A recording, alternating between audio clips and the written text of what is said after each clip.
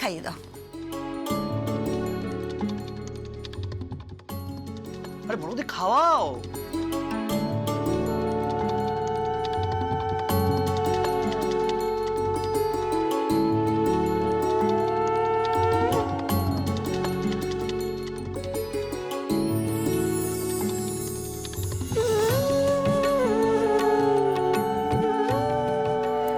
বউ, তুমি খাও।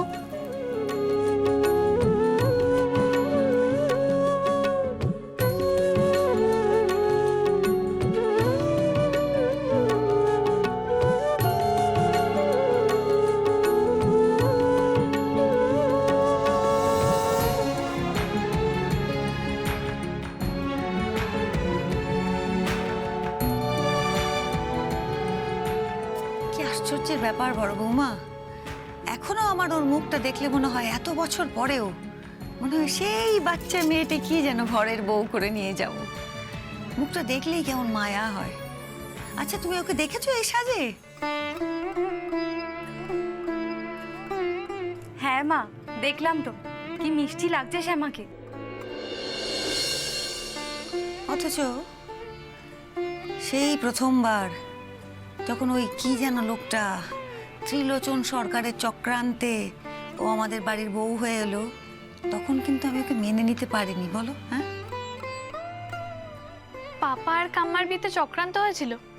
ওয়াও, থামে গল্পটা শোনাও।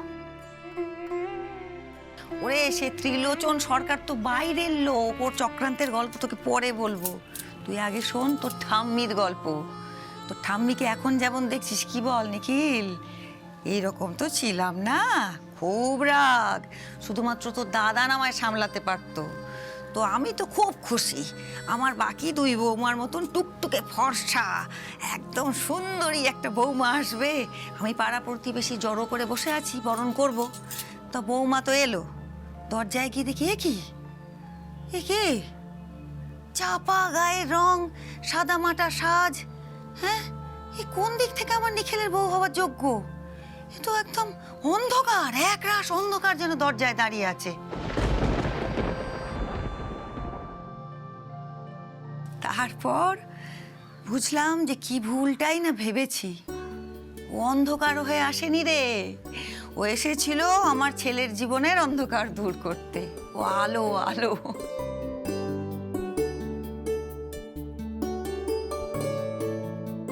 এই সব কিছু ভগবানের ইচ্ছে মা, তুমি এখন এসব ভেবে মন খারাপ করো না তো। পরে কে সব থেকে বেশি ওকে ভালোবাসতো? তুমি তো। কেন পাপা? পাপার থেকে তো কাম্মাকে কেউ বেশি ভালোবাসে না, তাই না পাপা?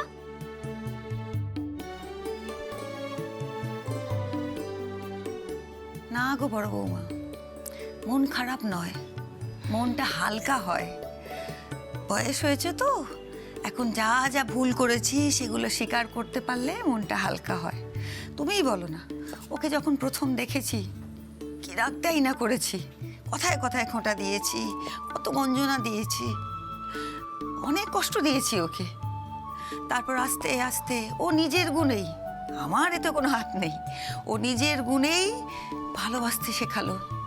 ওই তো শেখালো যে বাইরের রূপটা সব নয়। জীবনে প্রথমবার শিখলাম যে অন্তর অন্তর দিয়ে বিচার করতে হয়। বাইরে সে যেরকমই দেখতে হোক না কেন, তার গুণটাই সব, তাই না? একবার তুই ভাবো তো, হ্যাঁ রে নিখিল, আমি যদি সেদিন সত্যিই জেদ ধরে বসে থাকতাম, রাগ করে বসে থাকতাম না আমি এই মেয়েকে ঘরে তুলবো না, কি লোকসানটাই নিজে নিজেকে করতাম বল। ঘরের লক্ষ্মীকে দরজা থেকে ফিরিয়ে দিতাম তো। হ্যাঁ, শেষমেশ ওই হয়ে উঠলো আমার ঘরে সব, আমার পরিবারের লক্ষ্মী।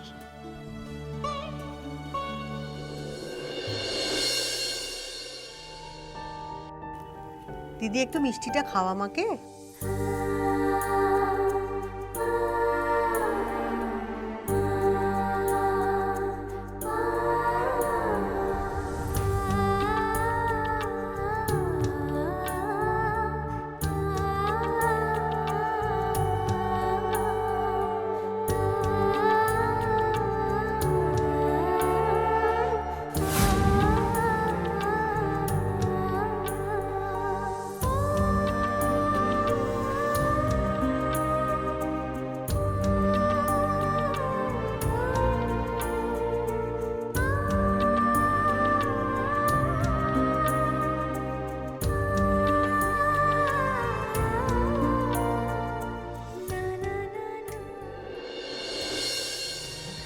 এই তো। তুই খাবি কি একটু বল? হ্যাঁ মা আমাদের আবার জল সইতে যেতে হবে। ও হ্যাঁ হ্যাঁ হ্যাঁ, পার্বতী বলছিল বটে আমরা নাকি দুই বাড়ি একসঙ্গে জল সইতে যাব। হ্যাঁ মা, আমাকেও তো তাই বললো যে একসাথেই যাওয়া হবে। এরপরে পুরোহিত মশাই চলে আসলে ওই বৃদ্ধি নানিমুখ এগুলোও তো হবে। হ্যাঁ হ্যাঁ হ্যাঁ, চলো বড় বৌমা, সময় নষ্ট করে তুই খা, সমস্তটা খেয়ে শেষ কর। আর দিদিভাই তুমি কি যাবে আমাদের সঙ্গে? হ্যাঁ ঠামি, তোমরা যাও, আমি এক্ষুনি আসছি। তুই একা একা চিনতে পারবি নাকি? আমার সাথে তো কৃষ্ণা থাকবে জিম্মা, আমি ঠিক চলে যাবো, আমাকে 5 মিনিট দাও। আচ্ছা ঠিক আছে, চলো মা। চলো চলো, বাবারে এই বয়সে এখন জল সইতে যাবো না তোর জন্য, এত হেঁটে হেঁটে। পাপা, একটা কথা জিজ্ঞেস করব? বল। আমি বলছি যে বিয়ে টিয়ে সব হচ্ছে, সেসব তো কাম্মা স্মৃতি ফেরানোর জন্যে। বলা যায়। তাছাড়া এতদিন বাদে তোর কাম্মা বাড়িতে ফিরেছে, একটু সেলিব্রেশন হবে, সবাই একটু হই হই করবে, ভালো লাগবে তাই না? কিন্তু আমার কি মনে হয় বলো তো পাপা, এইসব না সিরিয়াল আর সিনেমাতেই হয়, এক ঝটকায় সব মনে পড়ে গেল, রিয়ালিটিতে হয় না। এর থেকে বেটার হবে একটা রেগুলার ডক্টরকে কনসাল্ট করা। এইভাবে প্রিমিটিভ প্রসেসে চেষ্টা করার থেকে ভালো তো একটা কাউন্সিলর কনসাল্ট করা। তুই চিন্তা করিস না মুন্নি, আজ সন্ধ্যের মধ্যে তোর কাম্মার সবকিছু মনে পড়ে যাবে। কেন পাপা, সন্ধ্যাবেলা কি এমন হবে যে কাম্মার সব মনে পড়ে যাবে? দেখিস না। ওকে পাপা, আমি না এখন আসছি।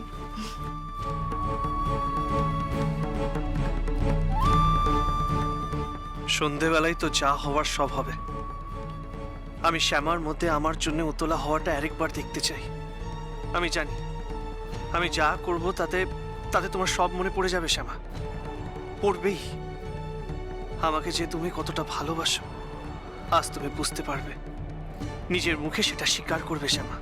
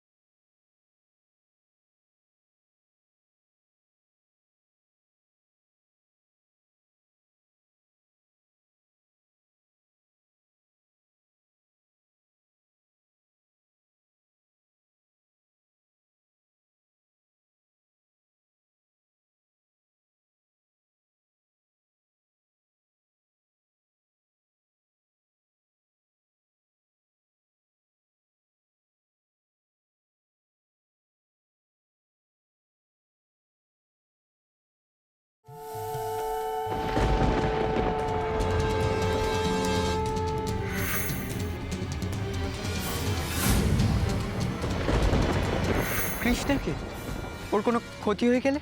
আরে কিচ্ছু হবে না, শুধু তোমার বোনের গান গাওয়াটা বন্ধ হবে।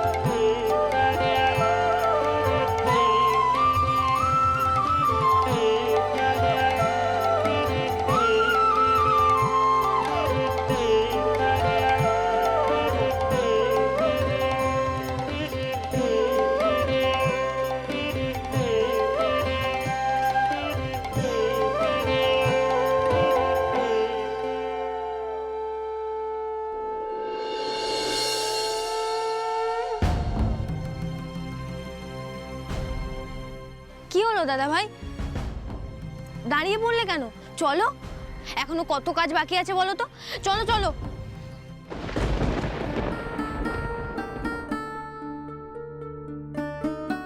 ওই মুন্নির পেছনে লাগলে না হয় বুঝতাম, কিন্তু কৃষ্ণা তো সিধে সাদা, এর পেছনে কেন লেগেছে লোকটা? কে লোকটা? ও দাদা ভাই, সবাই চলে গেল কিন্তু। আরে চলো, আজকে কিন্তু তুমি কারোর সঙ্গে আড্ডা মারবে না। আজকে সারা দিনটা তুমি আমাদের সঙ্গে আনন্দ করবে। চলো।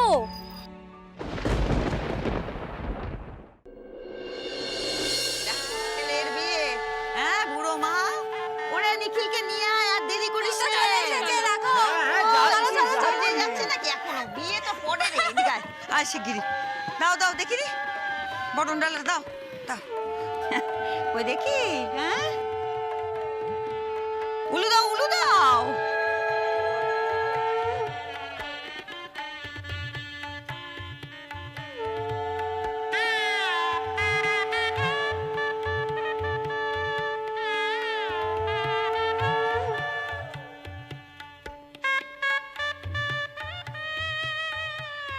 এটা ধরো দেখিনি, হ্যাঁ পারবো না।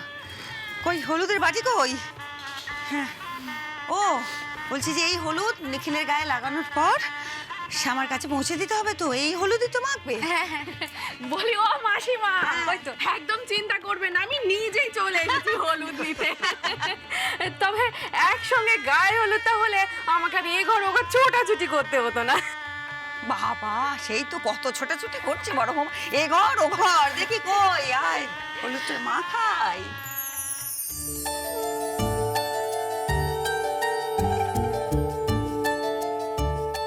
ঠাম্মি, আমিও বাবাকে হলুদ লাগাবো, দাও না। এটা কিন্তু একদম ঠিক হচ্ছে না। কেন কি হয়েছে তোমার? কেন আবার কৃষ্ণা রাগ হলো কেন? আমি তোমার উপর রাগ করিনি, তোমরা সবাই তো আমাকে কোণে পক্ষের ভেবে নিয়েছো। আমিও তো বাবার মেয়ে নাকি, আমিও বাবাকে হলুদ মাখাবো। ও বাবা, কে তুমি তো অপক্ষে বলেছি? তুমি তো তোমার দাদানের দ্বিতীয় পক্ষ। এখন থেকে তো বর কনেকে তুমিই সামলাবে, আমার ছুটি।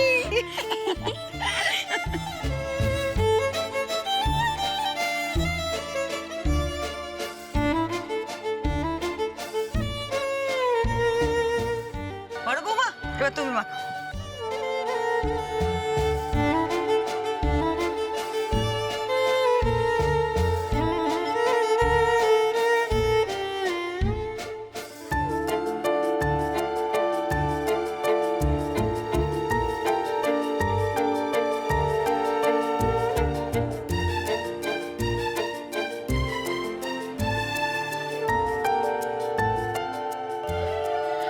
দাও না, আমিও বাবাকে একটু হলুদ লাগাবো।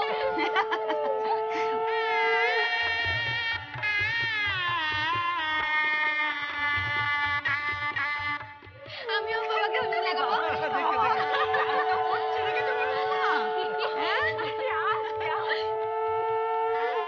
না, না,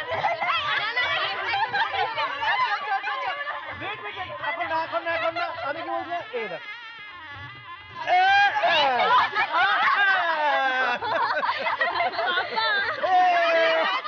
অনেক হয়েছে, এবার চলো, এবার ঘুরতে হবে তো, জল তোলো তোলো।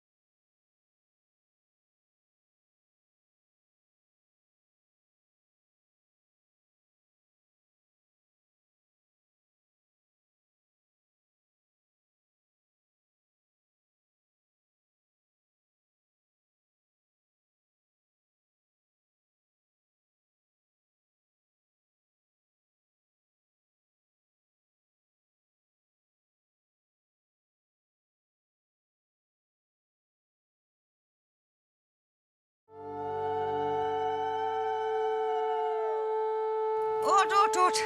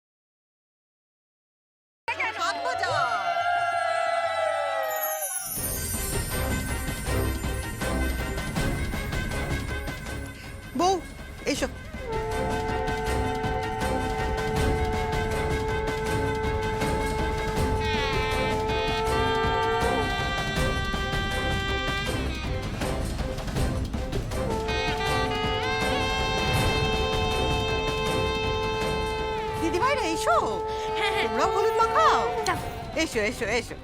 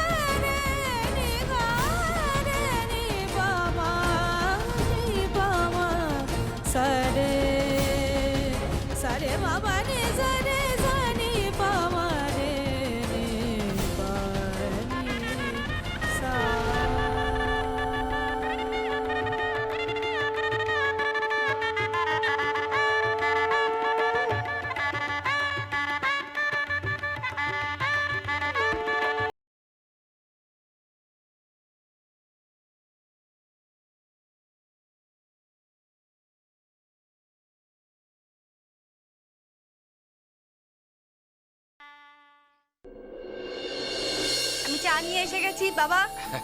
দাও দাও দাও। এই না। হ্যাঁ গো, বলছি যে শ্যামাকে দেখে এলাম, কি সুন্দর দেখাচ্ছে ওকে। তুই দেখাবি বাবা,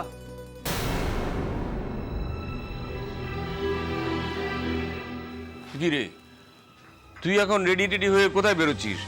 আজ কিন্তু এ বাড়ি থেকে কোথাও বেরোনো চলবে না। সে কি সকাল থেকে তুই বিয়ে নিয়ে তাড়াহুড়ো করছিলি, এখন কোথায় যাচ্ছিস? আরে কোথাও যেতে হবে না, ভোরবেলা উঠেছিস, যা একটু ঘুমিয়ে নে যা। না রে বর্দা ভাই, আমাকে বেরোতেই হবে। হ্যাঁ, কোথায় বেরোতে হবে? না না না, এখন কোথাও বেরোনো হবে না। আরে কি বলছিস কি নিখিল, আজকে না তোর বিয়ে? এমন কি রাজকার্য পড়লো যে তোকে বেরোতে হবে? মা প্লিজ ট্রাই টু আন্ডারস্ট্যান্ড। তোমরা প্লিজ একটু বোঝার চেষ্টা করো। বিজনেসের একটা ইম্পর্টেন্ট কাজ এসছে, সুনয়না কল করেছিল, আজ আমাকে যেতেই হবে। আরে বাবা, কিসের বিজনেস ডিল? আমি সমস্ত মিটিং দুদিনের জন্য ক্যান্সেল করে দিয়েছি, সমস্ত এমপ্লয়িকে ছুটি দিয়ে দিয়েছি। আচ্ছা তুই পরিষ্কার করে বল তো কোথায় যাচ্ছিস এখন? বর্দা ভাই বোঝার চেষ্টা কর, কোম্পানি ছুটি দেওয়াটা একটা অন্য ম্যাটার, কিন্তু আমাদের তো ফান্ডিং দরকার। 10 কোটি টাকা লোনের জন্য আমি অ্যাপ্লাই করেছিলাম, ব্যাংক রাজি হয়েছে, আর সেই জন্যই আমাকে যেতে হবে। আরে সে না হয় সুনয়না কথা বলে নেবে। কাম অন বর্দা ভাই, এত ইম্পর্টেন্ট একটা ডিল, সুনয়নাকে পাঠালে হবে না। শোনো না বাবা, আমি বলছিলাম আমি যাব, মানে নিজে ড্রাইভ করে যাব, কয়েক ঘন্টার মধ্যে চলে আসবো। হ্যাঁ, এত দূর নিজে গাড়ি চালিয়ে যাবি আসবি? তাহলে ড্রাইভাররা আছে কি করতে বলতো? মাহা, আমি তো ড্রাইভ করতে পারি, বোঝার চেষ্টা করো, এখানে ড্রাইভার দরকার। আরে অদ্ভুত ব্যাপার তো, হঠাৎ করে এসব বলে হয় বলো তো নিখিল? শোনা, আমি বলি কি, ওই ফোনাফোনি করে একটু বুঝিয়ে বলে দে না, আজ তোর বিয়ে, বিয়ের জন্য সব জায়গাতেই ছাড় পাওয়া যায়। 2 দিনের তো ব্যাপার, মিটিংটা না ফিরে গিয়ে করিস। দেখ আজকে একটা শুভ অনুষ্ঠান, এর মধ্যে তুই হঠাৎ করে চলে যাবি, তা কি করে হয়? বাবা সেটা যদি করা যেত আমি তো বলতাম। প্লিজ বাবা, এই মিটিংটা ভীষণ ইম্পর্টেন্ট। এই ফান্ডটা যদি আমাদের কোম্পানিতে না ঢোকে, আমাদের এই লটের প্রোডাকশন আটকে যাবে। আর বাবা তুমি তো জানো, লাস্ট টাইম আমরা 4 কোটি টাকা লস করেছিলাম। আই হোপ তোমাদের মনে আছে। দেখো আমরা আনন্দ করছি, গ্রেট, কিন্তু তার জন্য কাজ তো কম্প্রোমাইজ করা যায় না। বাবা, আজকের দিনটা তুমি কোথাও বেরিও না, অনুরোধ করছি। কৃষ্ণা, কিচ্ছু হবে না কৃষ্ণা, কয়েক ঘন্টার কাজ, আমি যাবো আর চলে আসবো।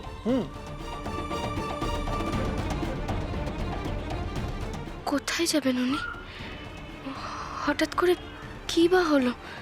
আর উনি চলে যাবেন শুনে আমার আমার ভিতরে ভিতরে এরকম অস্থির হচ্ছে কেন? আমার মন কেন চাইছে ওনাকে আটকে দিই?